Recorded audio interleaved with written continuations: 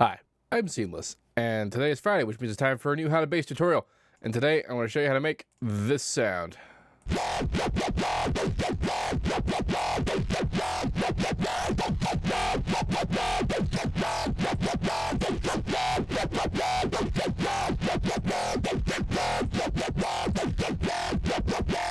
was just messing around with various parameters there to show you that there is quite a lot of possibilities for this particular sound. It's interesting. This is interesting as a total thing, just because I don't do a whole lot with Serum. Serum is a really neat plugin. Like, it's really good at what it does, and as far as its core functionality, I haven't seen anything that even approaches its abilities in terms of the wavetable abilities. The wavetable stuff that it does, it's just kind of a shame that I don't really do a lot with it, because there's a lot that can be done with it. And it just so happened that today, during a lesson, I had a student ask me about Serum. And this is a sound that I made to kind of show off a couple of the features. And it just sort of happened to work out in a way that was kind of neat. So I figured, why not make that a how to base? So let's sort of go to the very beginning of the sound. What's happening here is we have this table, which is actually a custom table that I made by drawing these waveforms and then merging them together. These are actually the results of other processes, and I was just showing off things like what happens when you morph with all phases, and what happens when you exfade edges and that kind of thing. And we'll talk about that. I'll show you how all that works out in a new Serum, just because it makes more sense for that discussion. This macro is controlling the wavetable position and the FM from B, and B is just a saw wave. Which, if you're familiar at all with any of my previous FM videos, what happens when you FM things by a saw wave is that it does more or less what the sync form does. It does basically that to a sound. So it's kind of interesting that we're doing sync on the modulator that's basically doing sync to the FM. And I have LFO on there that's changing it like in rhythmic time. That's why I keep switching back and forth. This idea was something that I got from Virtual Riot. Like, he just sort of showed off one time about a sound that he was doing. It was like a collection of a stack of octaves where it's like, we're FMing a bias sync to sound that is an octave higher, and then it's another octave higher. Then you get like, and you also are syncing a sound, and syncing as much as you can, and FMing it. It's just a huge list of stuff that happens to things. So it's an interesting sort of cascade, and I was totally him. Like, is why I'm doing that. Just want to put credit where credit's due. And like, by itself, it sounds like kind of like this thing with the filter. But without the filter, it sounds like this. And that's some weirdness. A lot of this was sort of done all together, so it wasn't so much that like I made this sound, thought to myself, yeah, that sounds awesome. Not so much. The main modulation is this high pass filter,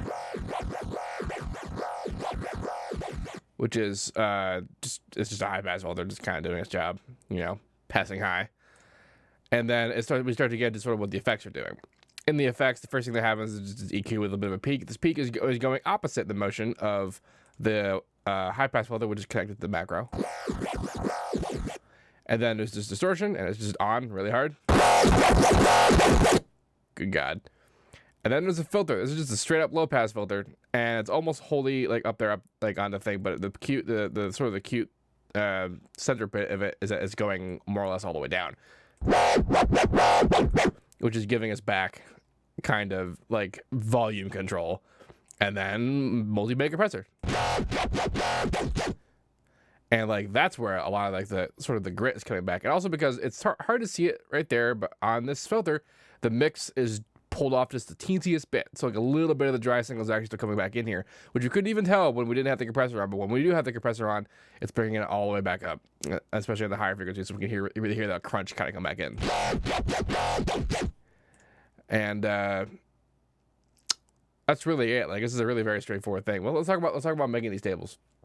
So Serum has pretty extensive like wave creation abilities. So the primary interface that you have here is that you basically have a line, like a shape type that you can in turn like just put some places, and then you have the grid size. So how big the grid is determines what area the shapes are going to fit into. So like, if you can see, like, if I didn't want it to be like that big, then you make the grid smaller to try and like connect and bring it together. And if you want sort of things to match, that's kind of what this waveform is for. It smooths things out either linearly or with a curve, just so that you can make more like sensible waveforms if you want to. You don't necessarily need to.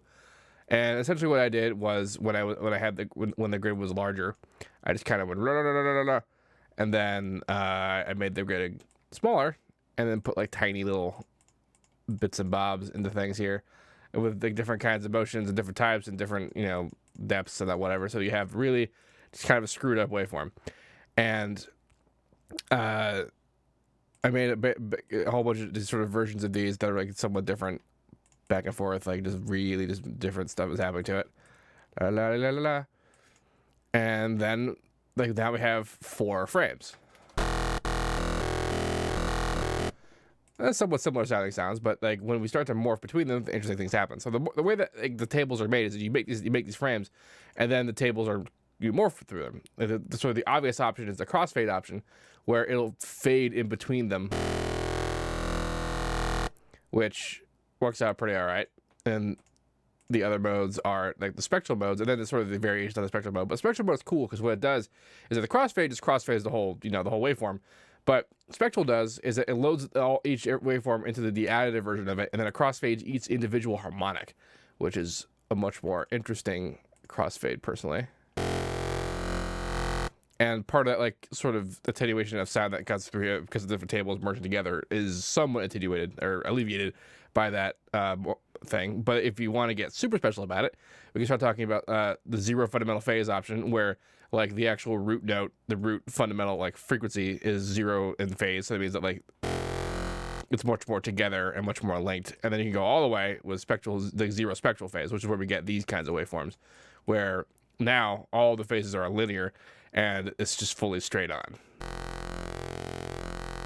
So the tables that were made here, you can kind of see that like the first couple of these tables have like that kind of like zero all phases sort of form, and then these guys are progressively more and more screwed up, and then they're faded between them with the spectral types. And then the macro is controlling this. It's controlling where how the wavetable is like traveling and that kind of thing, and it really dramatically affects kind of what it is that the filter is filtering, which changes the profile as it goes to the distortion, which alters ultimately how the tone feels.